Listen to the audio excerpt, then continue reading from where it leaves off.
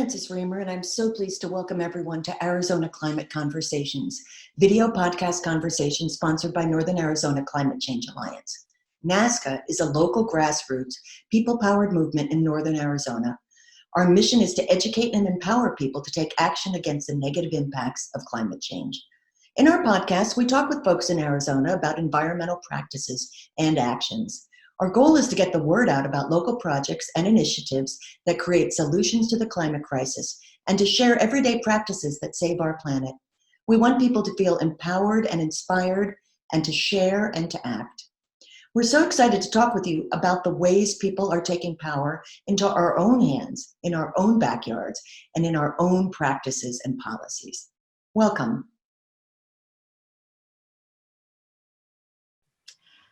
Today, we're so excited to talk with Sandy Barr, Chapter Director for the Grand Canyon, Arizona chapter of Sierra Club. Sandy is a lifelong climate activist. In addition to the Sierra Club, she's worked with the Arizona Audubon Council, Arizona Common Cause, and the McDowell-Sonoran Land Trust, advocating for environmental protection with various state and federal agencies, conducting research, developing and evaluating policies, and conducting grassroots outreach and organizing, and so much more. So Sandy, welcome to Arizona Climate Conversations. We're so excited to have you. So tell us your story of climate activism. How did you get involved in this work?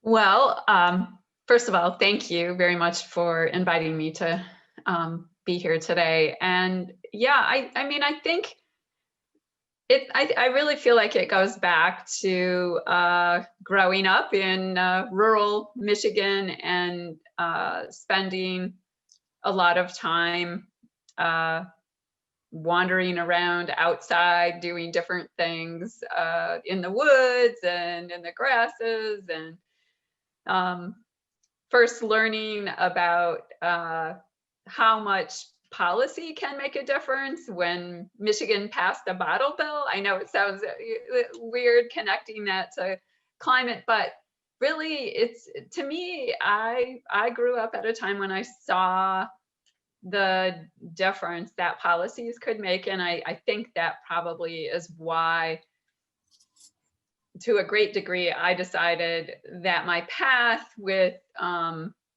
my work was going to go in the policy direction. I had an advisor who said, you should stick to the science, that is where, we need to build a society on hydrogen and you should focus on that. And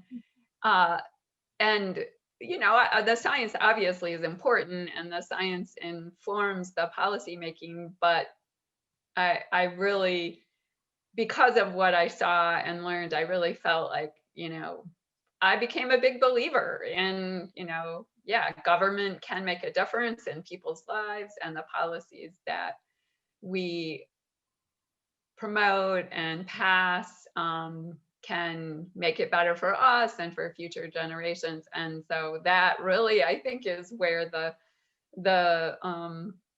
was the beginning of my climate activism. And then along the way, just really seeing how climate impacts both the big things and the little things, just noting different animals changing their behavior. And of course, the more concerning things like extreme heat and how that is resulting in the death of more people. And so, and of course, water, all of the water issues. So yeah. I think that I feel like I'm always a work in progress, that I every day learn something new. And that was one other reason I really wanted to work in this area, is because I just want to keep learning and growing, and there's great opportunity to do that here. Yeah. That I'm so taken with your enthusiasm. I feel that you sort of reflect the planet, the sort of the hope for the planet when you speak, which is lovely, because this is it's hard I would imagine that there's some challenges in the kind of commitment that you've had. I mean, we've had ups and we've had downs around climate change, around activism, around policy. Yeah, without a doubt. And I definitely have my down moments too, but I try to move through those fairly quickly. Like, okay, this is what happened, and how can we learn from this, and what can we do next? And I suppose ultimately, giving up is not an option, right? Like we know what happens if we don't try. If we know what the outcome is if we don't make a difference. But if we try, it may not happen in the time frame we would like. But I just feel like eventually we get some better policies, and that has happened in a number of areas of course. And I suppose, to me, it's also important that those of us, I feel like I am very privileged to be able to do this work. I am, I am comfortable, I have an income, and I have a lot of things that a lot of other people don't have.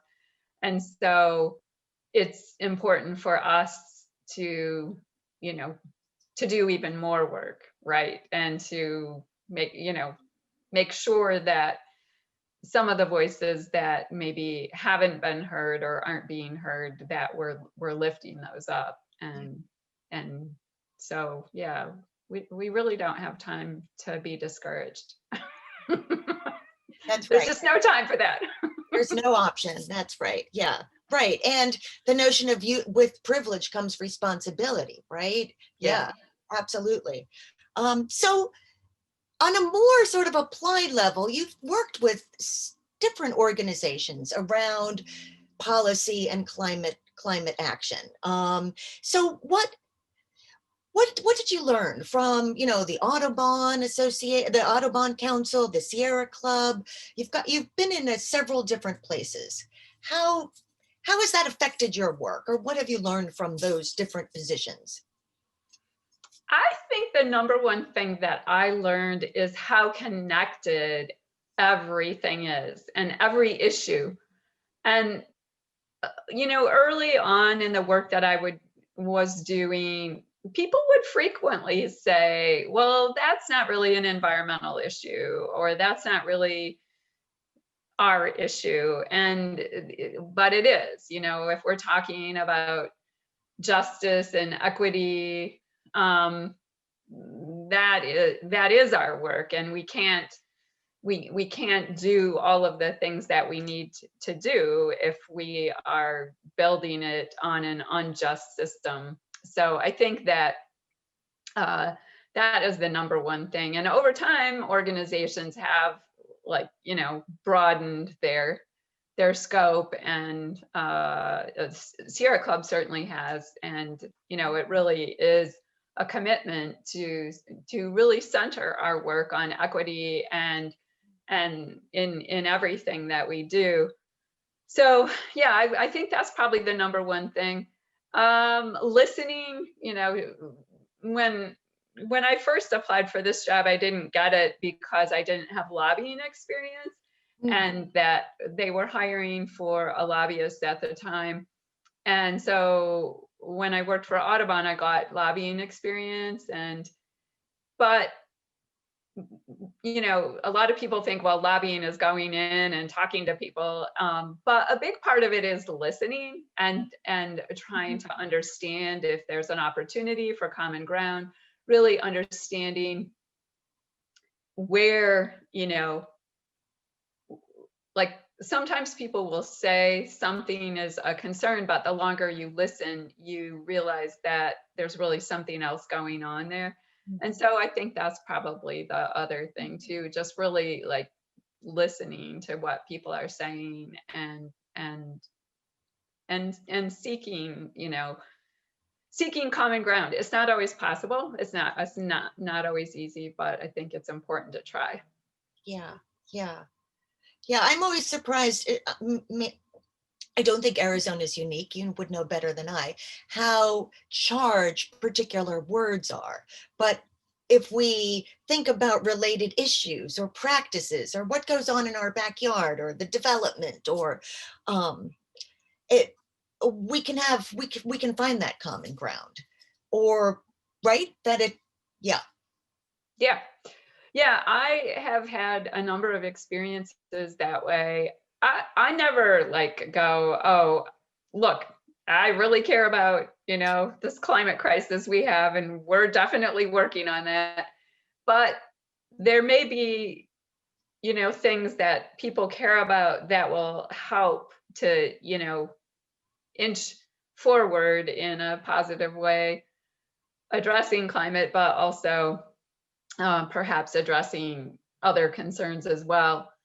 And I guess it was probably like maybe 10 years ago, there was a legislator who I seriously thought we had nothing in common at all. And I didn't think they would support anything that we were working on. And I found out that they were very concerned about exposure to toxic chemicals. And so we actually were able to work on a bill together related to, it was actually indoor air quality in schools. And, it was really a positive experience. And the bill did get through, it got watered down, so it wasn't as great. But so you never know where you might be able to find those opportunities. right, right. I mean, we are human and we all live on the planet, right? And it affects us. So, I mean, climate affects us. So, right. Yeah. So, talk to us about you've been involved in so many campaigns, right? Stopping future uranium mining in the greater Grand Canyon, promoting a strong energy efficiency standard, implementation of the Arizona Corporation Commission's policies, strengthening the proposed clean power plan to reduce carbon emissions. So talk to us about those campaigns and how you navigate through all of these big, important issues. Well, I would say that all of those issues have been multi-year issues. Some of them we're still working on. So I think that, with climate, it's hard to be patient because we all know that we need to like decarbonize, like, we got to get off these fossil fuels. They are killing us. Right. And so it is hard to be patient, but I also think that, we have to recognize that it frequently does take several years to get a good policy through. Yeah. And so, just really being ready for that, I think, is important, and having a plan for it and having a plan on how to sustain the energy around it, because some people do start feeling burned out, and just, really thinking through, how are we going to sustain this energy? How are we going to sustain people's involvement? And when we do have like those setbacks, which we have, what is our plan B? Like, okay, how are we going to move forward? I mean, the Clean Power Plan is a good example. I mean, it basically got gutted by the Trump administration. A lot of hours of my life went into working on that. So that was difficult, but we, I think, did build some knowledge around and relationships around working to retire coal plants and stop additional gas plants. So I really feel like it wasn't all for naught. I would have rather it went forward and we had more happen sooner. But now, we're in a place where we actually have a corporation commission. Back when the Clean Power Plan passed, the Corporation Commission was totally like, climate change is not an issue, and they didn't talk about carbon other than on, how great it was, I guess. Yeah. So now, it's not finalized, but they've actually passed something that says, we'll be 100% carbon, or a standard to be 100% carbon free by 2050. Now, not soon enough. Right. The fact that they've actually recognized that a standard is needed and have set a date, we can work on that date, right? But just getting that in place is really important. So I think that all of these programs build upon each other. Uranium mining in Grand Canyon, it helps you to think about the solutions that are being proposed. Some people think nuclear power is a big part of the solution, but you only can think of nuclear as clean if you don't think about things like uranium mining and what that's done to the Navajo, and how that could harm the Havasupai, and you ignore the waste that is dangerous for so long. So that kind of connects into the bigger picture as well, and really listening to people who have really been working on some of these issues for multiple decades. And the Havasupai come to mind relative to fighting the uranium mines. And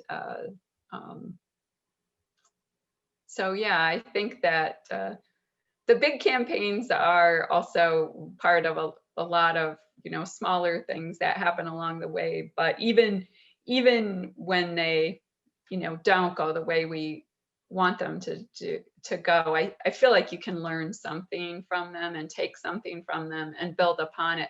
And if we don't do that, that is when people will get discouraged and say, it's hopeless. Yeah, it seems like you have to hold the notion that it's a long game and it's an emergency, both somehow. There's almost a Buddhist quality to being able to incorporate all of that. Yeah, that's a good point. It is. I mean, I don't know what else to do about it, right? Yeah. Because it's like, yes, it's urgent, but yes, we have to keep at it. And so for the long haul. Yeah. What do you hold as your inspiration? How do you, are you you walking in the forest person? Or are you a meditator? How do you keep a center? Well, I do like hiking and backpacking, and I love the Sonoran Desert, which is, that's why it's been my home for a long time. I think part of it is, part of it is just this, I don't know, really maybe it's the people connection. I am very inspired by people, and they also sometimes, they can really discourage us a little bit too, but I'm pretty inspired by people overall. I'm just always amazed at how much people are willing to give, how much they're willing to give of their time and their knowledge. And the young people I've worked with to, elderly folks, and everyone in between, there are so many people who just every day volunteer time to work on these issues and to learn and to, and take a chance. I am very inspired. I always feel a little bit like a proud parent, which I know I mean this in the most respectful way.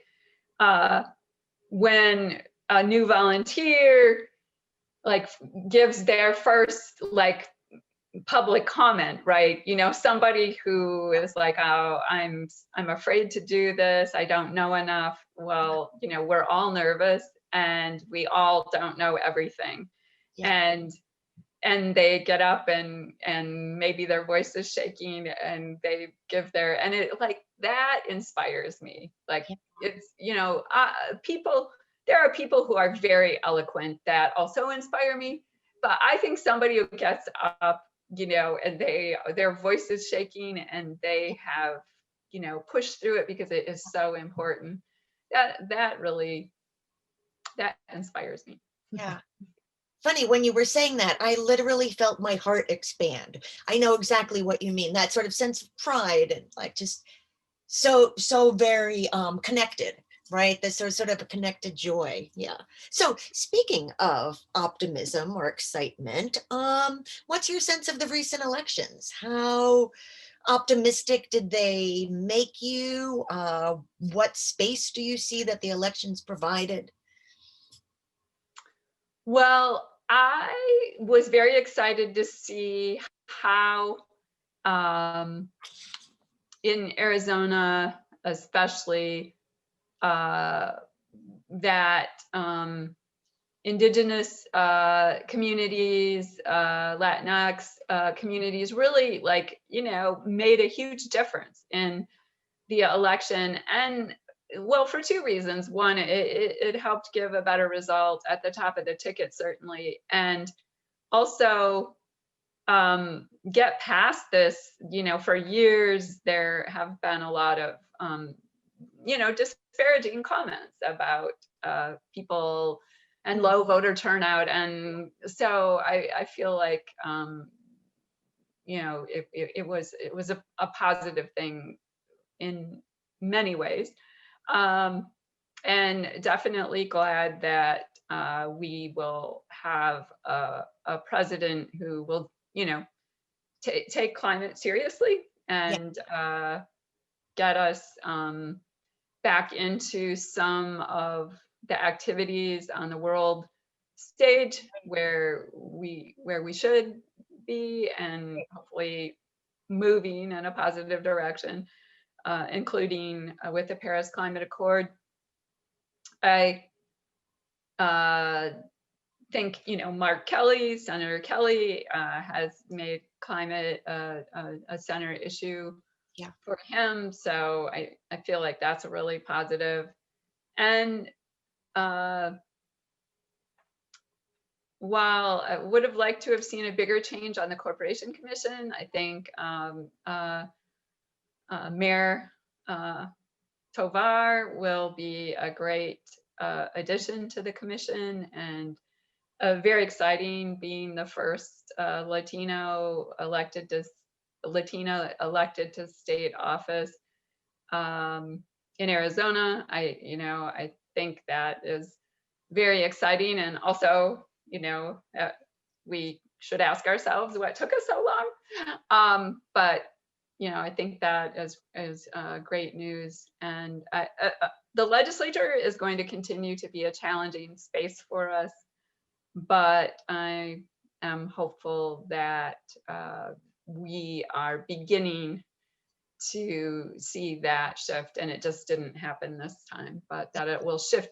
And like some people talk about red and blue, but I think we should turn Arizona green. So that's you know, green as in, you know, environmentally friendly, climate focused, being a leader the way we should be. Right, exactly. A model, right? Mm-hmm. I live in Sedona. I continue to say we should be a model for what sustainability looks like, right? I mean, ahead of, absolutely. So we have all this sunshine. We should right. be like leading the way. Yes, and people come to see the environment, to be in the environment. So we need to be stewards for that environment. Right. Yes. Yeah. So I don't want this to sound like a zero-sum kind of question, but when you think about, since you've been so involved in policy and policy change, when you think about policy change and the government, federal, state, local, how do you see sort of the trade-off of efforts and benefits? So, right, is it the state level where we really need to focus? Is it, and again, I don't want to think about this as a zero sum, but how do you think about that? Well, I think it's all of the above.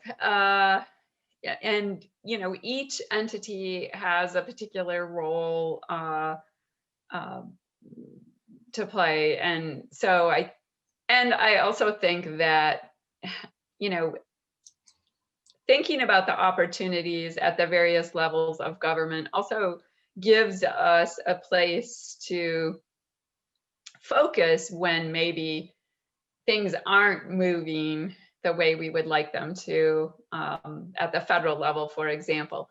Now, the one thing that I don't like is when, and I'm hoping this won't happen, but I have seen it happen where, oh, okay, well, we have a friendlier president, so let's put all our focus there. No, Right. we can't do that. We need to keep working at the state and the city level as well. And, for example, in Arizona, we have several cities that have declared, climate emergencies and have adopted pretty good climate action plans or proposals for climate action plans. And, Tucson is working on one right now. Flagstaff, I think, was the first city to do one.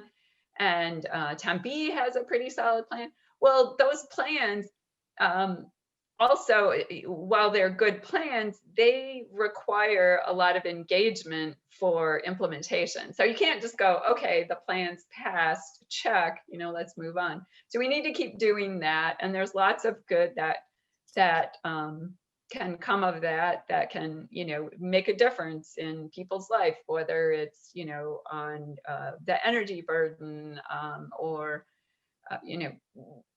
making sure the building codes are more energy efficient, because of course a lot of carbon goes into buildings, right? Because of how much electricity they use, and the less they use, the more we can reduce our carbon emissions too. So there's a lot there.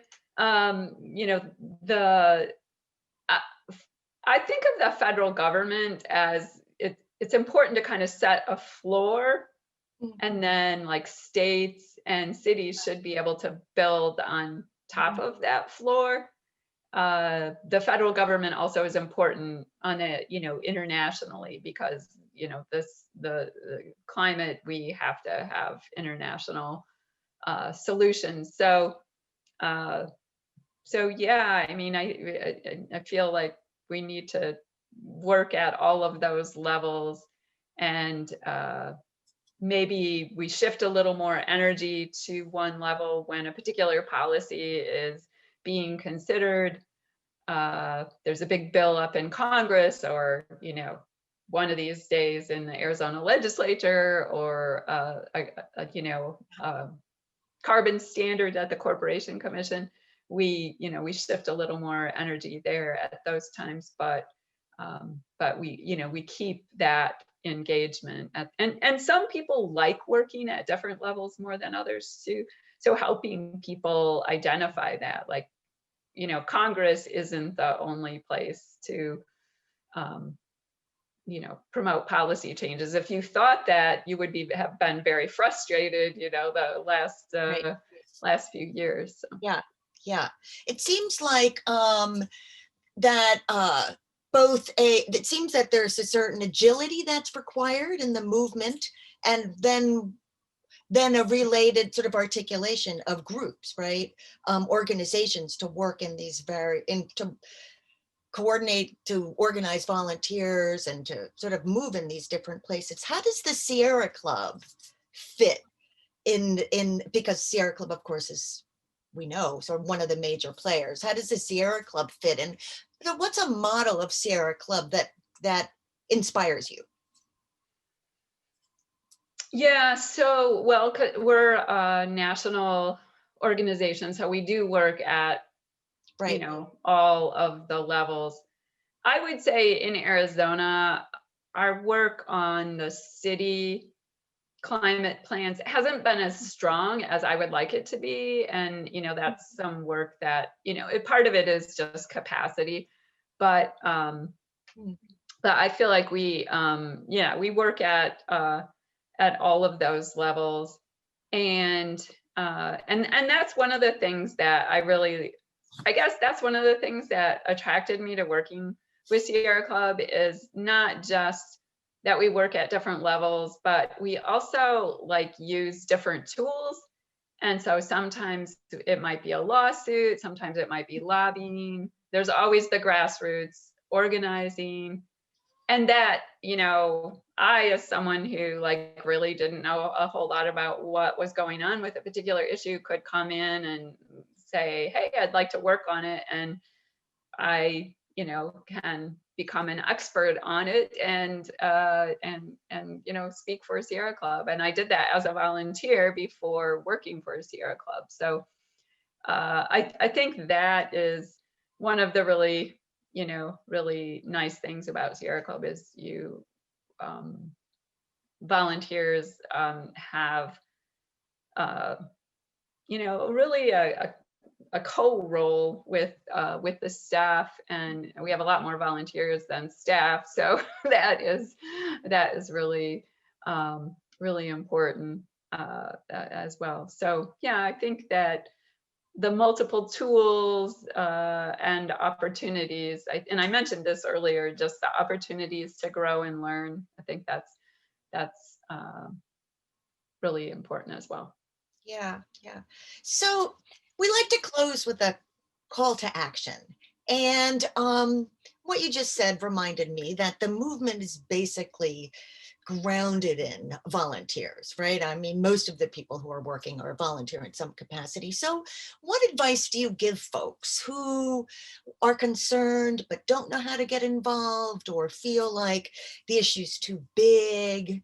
What do you find are the messages that you try to convey to other folks, volunteers, new volunteers, volunteers who feel like they're burning out? Yeah, I've just actually had a couple conversations about this recently, and one is, and this is also when someone who is in school comes to me and asks me about it, this is the advice I give as well, and that is, what are you passionate about? What is it that you would like to do, that when you wake up in the morning, you're like, I want to do that, and I can't wait to work on that, or I can't wait to learn more about that. I think that identifying that is really key to sustaining that activism, because you'll have moments, but ultimately that will help carry you through. And that's also what helps you to kind of get past some of those fears we all have, like I talked about earlier, that fear of speaking. For me, that was key. I was really terrified of public speaking, and I had this public speaking class that I dropped 3 times because I really didn't want to give that first speech. And then, I started talking about things that I was passionate about, that I really care about. And yeah, I still get nervous, and it's all, but it's so, yeah, finding that thing, and then, really centering on that every day, I think will help keep people going. And I suppose the other thing might be to find people to connect with that help to uplift those, instead of, how there are people where, you're just totally drained from. Yeah. Oh yeah. So, connecting with people who help to, lift up that passion and support it as well. So Yeah, passion and community. Passion, community, yeah. And just like, that whole thing, and I should mention that whole thing about not knowing enough, that is like one of the most common things that people say. Well, I don't know enough. And it's like, none of us knows everything. And so what you know is that you care about something and you want you want to make a change. Yeah. And just knowing that and having, that passion for doing it, I think is what's really important. And you can always learn. We learn. Yep, we learn all kinds of things. So yeah. Well, thank you. That was a uplifting call for action at an uplifting time of year in a very difficult year. What a delight talking with you. Thank you so much for joining us. I feel like you've helped us keep up our spirits in a time when actually we have much to look forward to, right? I mean, the system is surprisingly resilient, and we can have some hope. that's right. We have to keep at it, because giving up is just not an option. That's right. That's option. Right. Yeah, exactly. So thank you so much. Have a happy holiday, and All right. Thank you. Look forward to working together. Absolutely. Thank you. Thank you so much for talking with us. Join the NASCA community by signing up at nazcca.org. You can learn about volunteer opportunities in your community on the website. Act on climate change now.